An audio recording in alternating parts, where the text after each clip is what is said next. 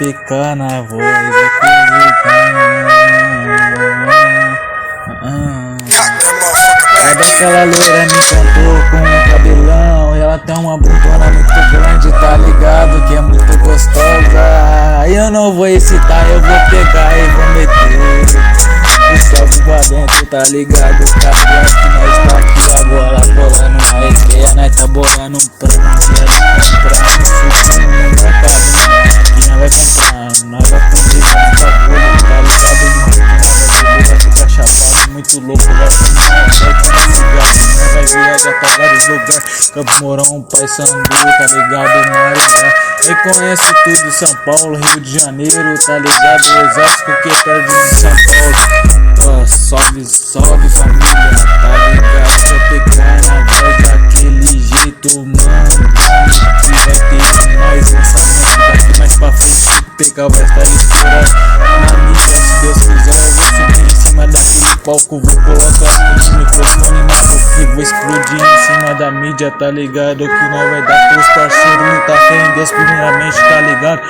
Cheguei da escola cansado com um pensamento e várias coisas, tá ligado? Que nós estrala, tá ligado? Maluco, se bater pra frente com a gente, você tem que ser muito homem de encarar o bagulho. Se você for homem mesmo, tá ligado? Se você falar pelas costas, mas se você for homem, fala pela cara, filha da puta. Tá ligado, né, meu bom? Se não vai rimando assim, então não tô de brincadeira não, porque o funk é revelação. Revelação, o sucesso se chama educação. Pica.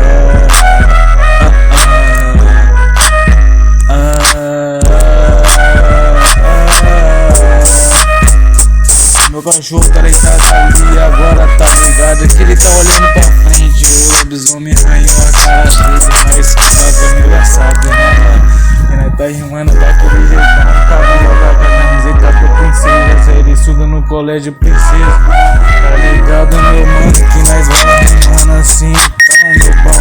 Não desista, você sonho não, piazão. Se você tem um sonho, você busca. Tá no coração, realmente, tá ligado, meu bom? Não faz coisa errada, meu bom. Se você tem um sonho, tá muito.